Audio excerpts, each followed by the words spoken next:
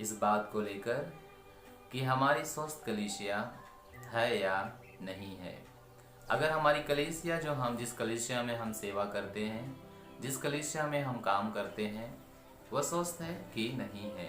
अगर नहीं है तो हमें परमेश्वर के वचन से उसे स्वस्थ बनाना पड़ेगा। स्वस्थ होना कितना जरूरी है, ये जीवन का सबसे बड़ी मूल्य बात है। चाहे सेवकाई हो, चाहे जीवन हो, चाहे रिश्ता हो, सारी बातों में हम एक बात को देखते हैं, ये स्वस्थ है कि नहीं है। अगर स्वस्थ नहीं है, ये विकास नहीं करेगा, ये आगे नहीं बढ़ेगा। कुछ दिन में बिखरते हुए हम देखेंगे अपनी कलीसिया को, अपने जीवन को या अपने रिश्तेदारी को या अपने रिश्ते को। तो आज हम बात करेंगे स्वस्थ कलीसिया क्या है और स्वस्थ कलीसिया के अंदर कौन कौन सी बातें लागू होती है। ये सब हम क्यों जानने की कोशिश कर रहे हैं, क्योंकि आज बहुत सारी कलीसिया सालों से स्थापना हुई, लेकिन वह स्वस्थ ना होने के कारण आगे नहीं बढ़ पा रही है, वहीं की वहीं रुकी हुई है। आखिर में हम उसको देखकर परेशान भी होते हैं, हम चिंता भी करते हैं और हमेशा हम प्रार्थना में भी होते हैं, उपवास भी करते हैं, लोगों को भी बोलते हैं कि उपवास कीजिए और प्रार्थना कीजिए। इसके बावजूद भी हम कलीसिया को आगे बढ़ते हुए नहीं देख रहे हैं। इसका एक कारण है कि वह कलीसिया आज भी परमेश्वर के वचन के ऊपर नहीं चलाई जा रही है।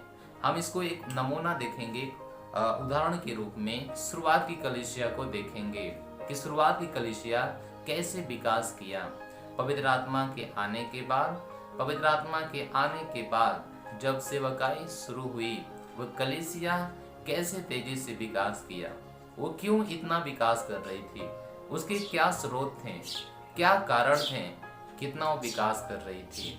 आइए हम इसे परमेश्वर के वचन में देखेंगे, तब जाके ये पता चलेगा और तभी हम ये देख पाएंगे कि जो हमारी कलीसिया है वो सच में आज उस तरह से चल रही है कि नहीं, जिस तरह से परमेश्वर का वचन हमें बताता है या जिस तरह से शुरुआत की कलीसिया हमें सिखाती है।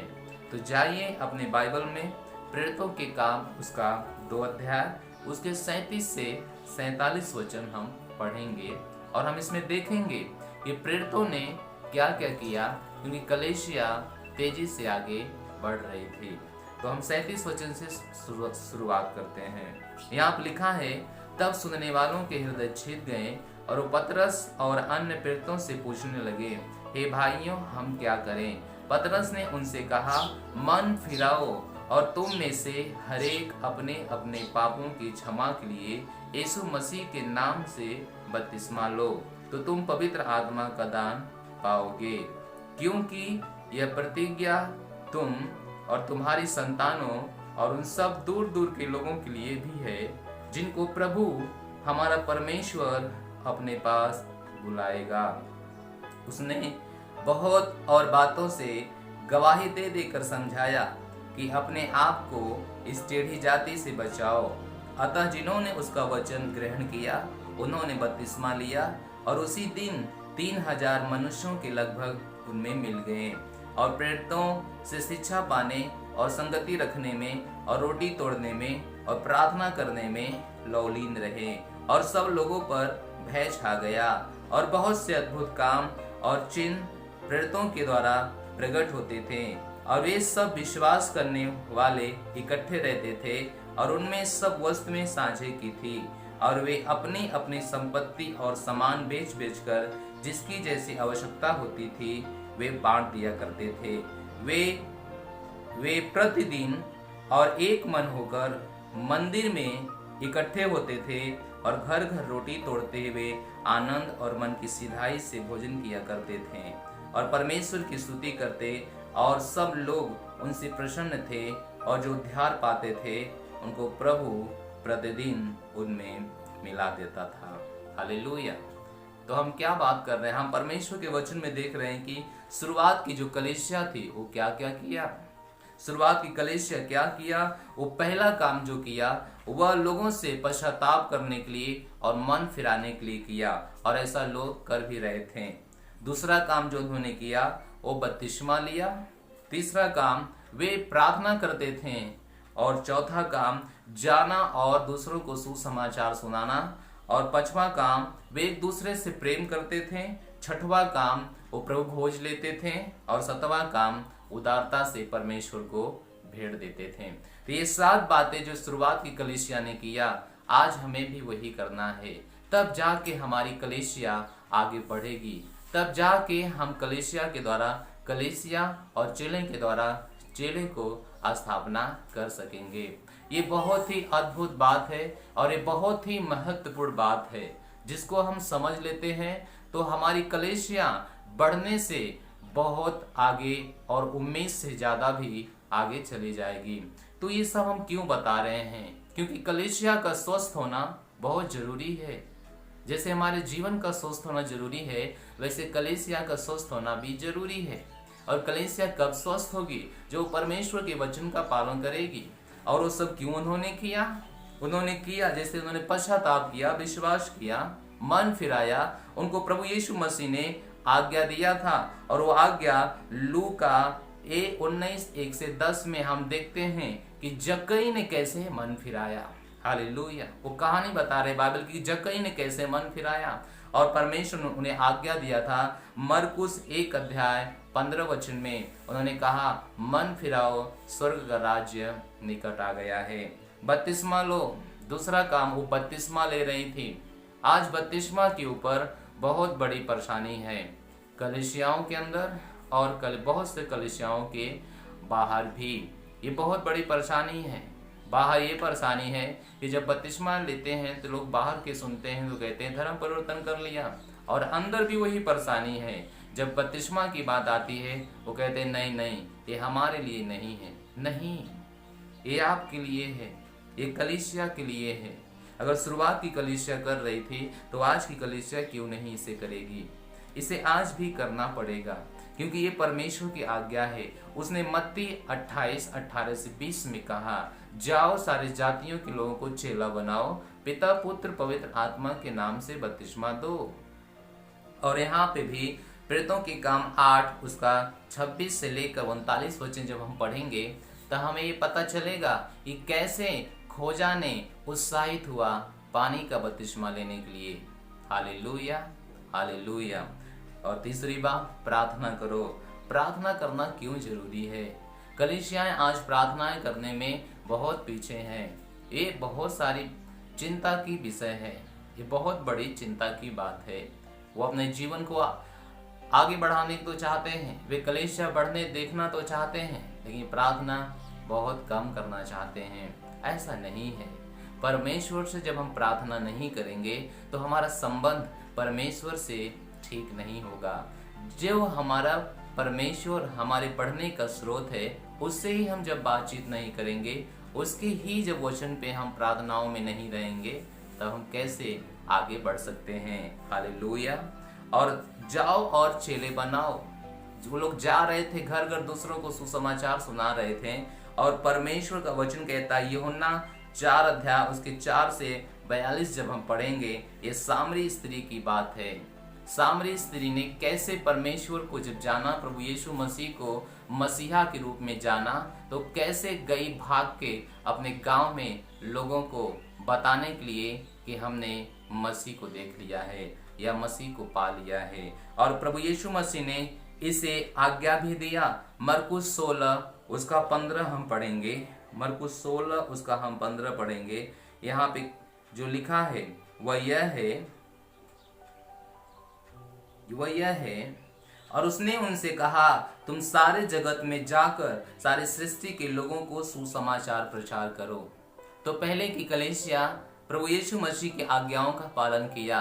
जो प्रभु यीशु मसीह ने कहा कि जाओ सारे जगत के लोगों को सुसमाचार का प्रचार करो, सारे जगत के लोगों को। आज हम अपने कलीसिया में लोगों को सुसमाचार प्रचार के लिए नहीं भेजते हैं। क्यों नहीं भेजते हैं?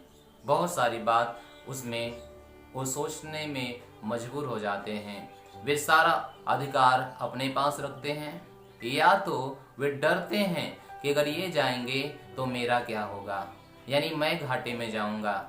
मुझे माफ कीजिए अगर मेरी बात से आपको ठेस लग रहा है, लेकिन ये सच बात है। क्यों कलीसियाएं बढ़ नहीं रही है? वे कलीसिया नहीं बना रही है, चेले नहीं बना रहे हैं, पास्टर को तैयार नहीं कर रहे हैं, इसलिए कलीसिया नहीं बढ़ रही है। कलीसिया को अगर बढ़ना देखना चाहते हैं तो पहले की कलीसिया की मॉडल पे आइए, जो पहले की कलीसिया काम कर रही थी। कलीसिया घर घर जाती थी, सुसमाचार सुनाती थी, वे लोगों को लाती थी। कलीसिया वो काम कर रही थी और परमेश्वर का वचन कहता है, जाओ सारे जगत के लोगों को चेला बनाओ, सारे जगत के लोगों को सुसमाचार सुनाओ। ये केवल एक व्यक्ति की बात नहीं है, एक व्यक्ति पूरे जगत को सुसमाचार नहीं सुनाएगा। हम बाइबल में देखते हैं कि प्रभु यीशु मसीह ने सबसे ज्यादा जोर डाला चेले बनाने के विषय में। सबसे ज्यादा उन्होंने ध्यान दिया अपने चेलों के ऊपर। उन्होंने कहा सारे जगत में जाके सुसमाचार का प्रचार करो। उन्होंने मत्ती 28:18-20 में कहा, स्वर्ग और पृथ्वी का अधिकार मेरे पास है, इसलिए तुम जाओ सारी जाति के लोगों को चेले बनाओ। उन्होंने चेले बनाने के लिए बोला, ना कि विश्वासी बनाने के लिए बोला। लेकिन कलीसिया आज विश्वासी बनाती है, चेले नहीं बनाती है। इसलिए वे कलीसिया विकास नहीं कर रही है, बढ़ नहीं रही है। कलीसिया को पैदा नहीं कर रही है, या उस कलीसिया में जो चेले हैं चेले को पैदा नहीं कर रहे हैं, या वो कलीसिया के जो पास्टर हैं पास्टर को पैदा नहीं कर रहे हैं। इसलिए कलीसिया नहीं बढ़ रही है। तो कलीसिया स्वस्थ होगी तो बढ़ेगी, और स्वस्थ कब होगी?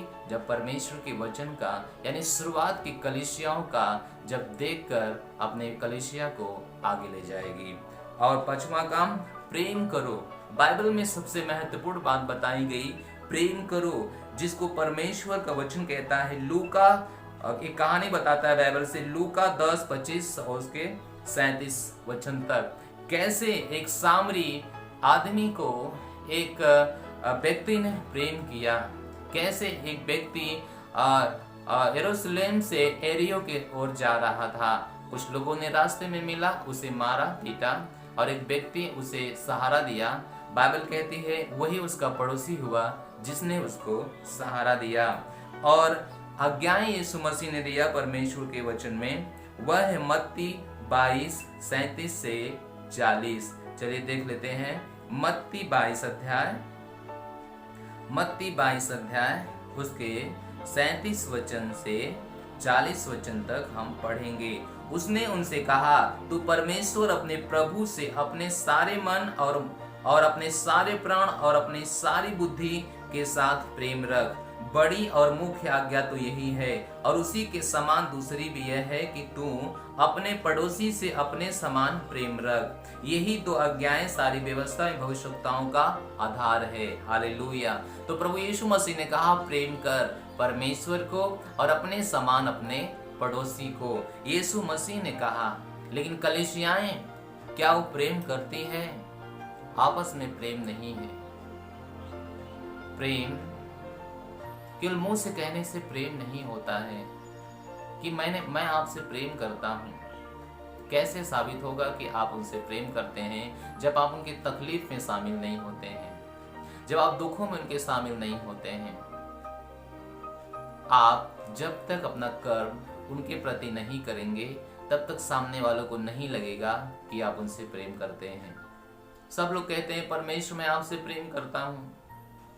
यीशु मसीह ने कहा, तुम तभी मुझे प्रेम करोगे जब मेरी बातों को मानोगे।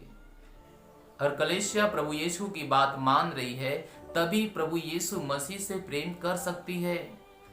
और कलीसिया प्रभु यीशु मसीह की बात नहीं मान रही है, वह यीशु मसीह से प्रेम नहीं करेगी, क्योंकि यीशु मसीह ने इसे साफ बता दिया था।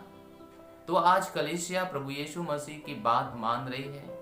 अगर मान रही है तो प्रभु से प्रेम कर रही है, अगर नहीं मान रही है वो प्रेम नहीं कर रही है।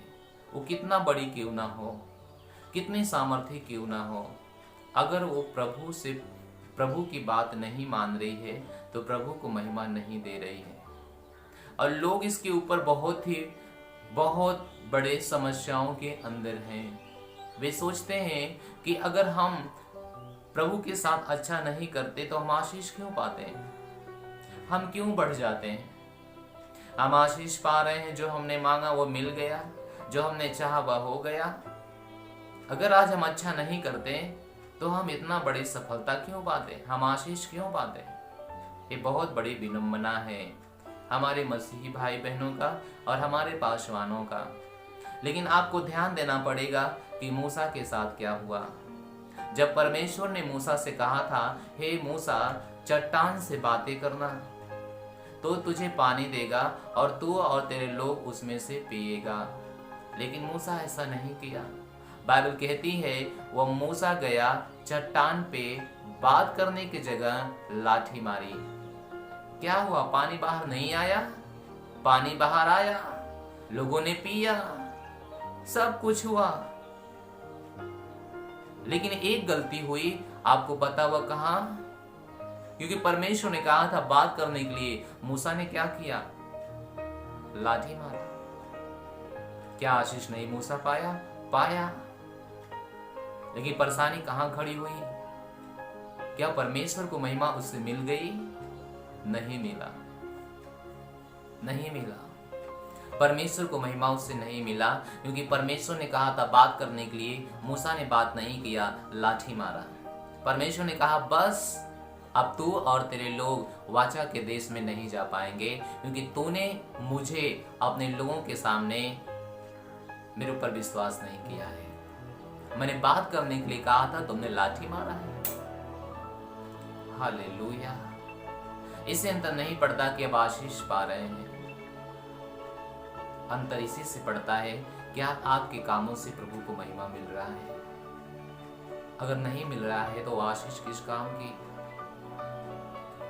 किसी काम की नहीं। इसलिए आपको प्रभु की बात मानना है, लोगों से प्रेम करना है और प्रेम करना है। जब प्रभु की बात मानेंगे तब आप उससे प्रेम करेंगे, जब बात नहीं मानेंगे तब प्रेम नहीं करेंगे।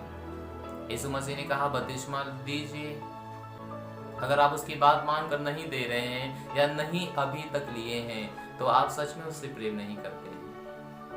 केवल आपकी सोच है कि आप उससे प्रेम करते हैं, लेकिन सच में आप उससे प्रेम नहीं करते हैं, क्योंकि मैंने आपको एक उदाहरण मूसा का दे दिया है। बाइबल में बहुत सारे उदाहरण है जो इस बात को साबित करता है कि प्रभु को लोग प्रेम नहीं करते थे और वो कहते थे कि हम प्रभु को प्रेम करते हैं, क्योंकि उसकी बात नहीं मानते थे तो प्रेम करते ही नहीं साबित होता है। हालेलुया।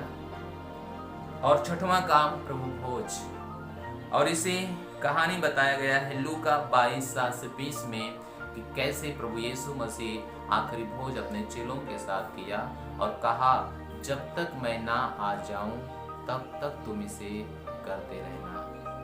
यीशु मसीह के द्वारा शुरुआत किया गया था और शुरुआत की कलीसिया भी इसे कर रही थी। हम देखते हैं कि कैसे वह घर घर इकट्ठा होती थी, साथ मिलती थी, रोटी तोड़ती थी, यानी प्रभु भोज लेती थी। हालेलुया।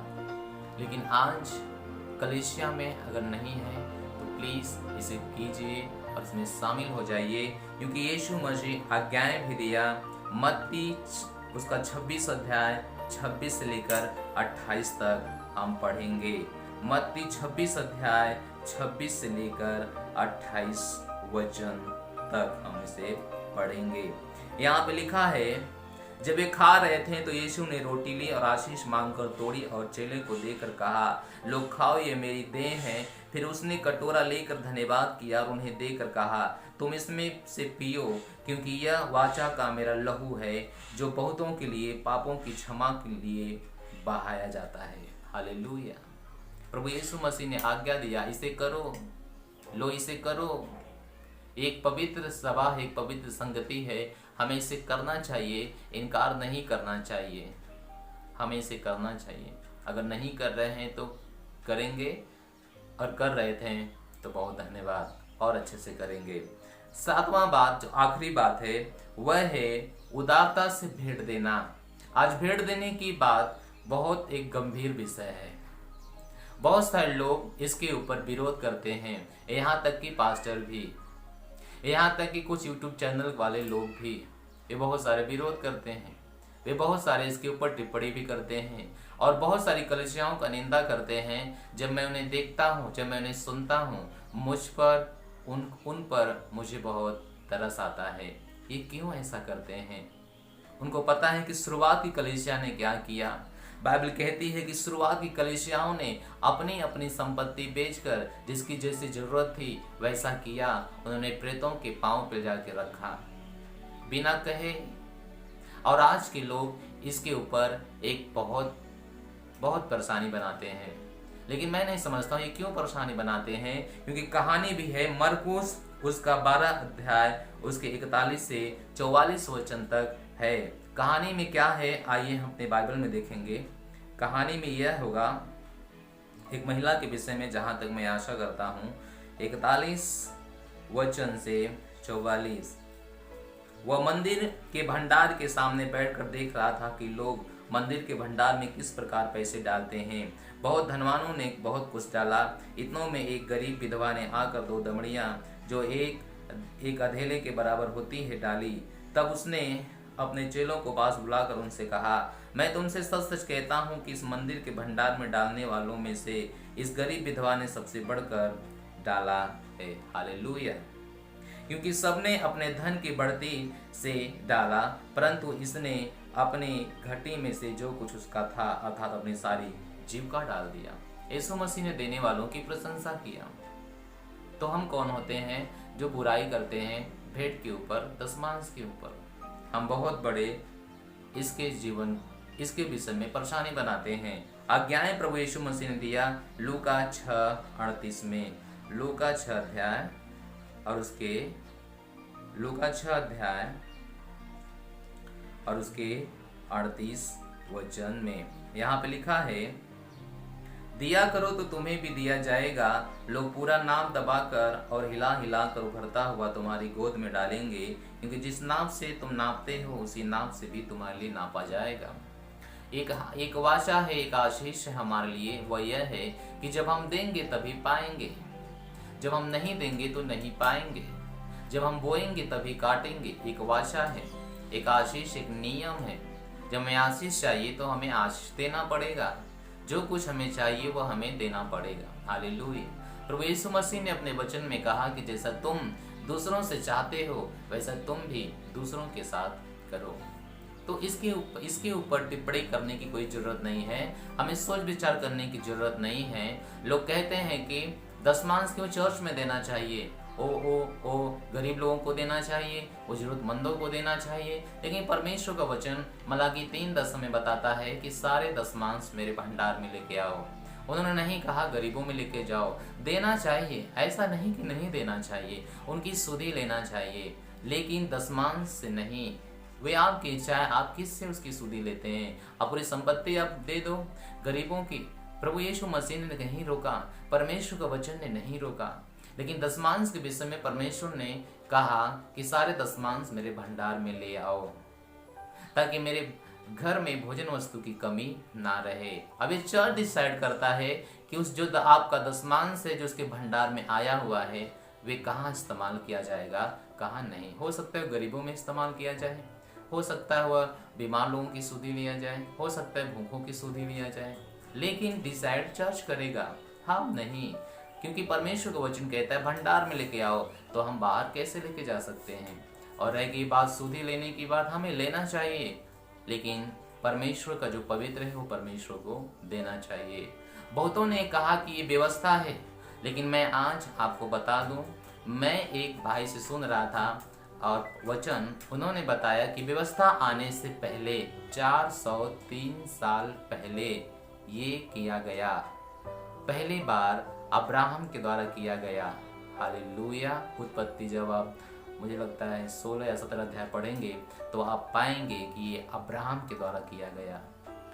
उस समय व्यवस्था नहीं थी, परमेश्वर की एक वाचा है, ये परमेश्वर की पवित्र भेंट है जिसको हमें परमेश्वर को देना चाहिए। ऐसा करने से हमारे जीवन में बहुत बड़ी आशीष आती है और हमारी कलीसिया में हमारा जीवन सुधार की ओर बढ़ता है, यह हमारी कलीसिया आगे बढ़ती है। Hallelujah, hallelujah. तो ये 7 बातें जो मैंने आपको बताई, ये 7 काम शुरुआत की कलीसिया कर रही थी, इसलिए वो कलीसिया आगे बढ़ रही थी। वो कलीसिया विकास कर रही थी, वे कलीसिया महिमा में जा रही थी। आज आपको देखना है कि आपकी कलीसिया प्रेरितों के काम 2 अध्याय 37 वचन से 47 वचन तक जो उन लोगों ने किया, प्रेरितों ने किया, पतरस यूहन्ना ने किया, प्रभु के चेलों ने किया, वे कर रहे हैं क्या? अगर नहीं कर रही है तो शुरुआत की कलीसिया की तरह काम कीजिए। आपकी कलीसिया जब स्वस्थ होगी, कलीसिया विकास करेगी, कलीसिया को पैदा करेगी, चेले को पैदा करेंगे, पास्टर को पैदा करेंगे, वो विकास करेंगे। मुझे नहीं पता आप में से इस बात को कितने विश्वास करते हैं, लेकिन आपको विश्वास करना पड़ेगा, क्योंकि मैं सारी बात परमेश्वर के वचन से बताया है, कुछ भी नहीं अपने इच्छा से बताई है।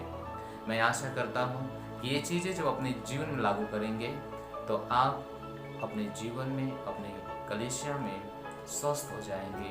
जो चीज़ स्वस्थ होता है वह हमेशा आगे बढ़ता है, वो हमेशा आगे बढ़ता है। Thank you, God bless you. अगर आपको और भी कुछ जानकारी चाहिए तो हमारे नंबर स्क्रीन पे आ रहे हैं, आप मुझे जरूर संपर्क कीजिए स्वस्थ कलीसिया के विषय में। हम स्वस्थ कलीसिया स्थापना के विषय में एक शिक्षा देते हैं जिसका नाम है 4 खेत। हम उसका ट्रेनर मास्टर हैं। अगर आपको शिक्षा चाहिए या आपकी कलीसिया में चाहिए तो मुझे जरूर संपर्क कीजिए, मुझे बताइए, ताकि आपकी कलीसिया स्वस्थ हो जाए, आपके लोग स्वस्थ हो जाएं और आपकी कलीसिया परमेश्वर के काम को करके परमेश्वर को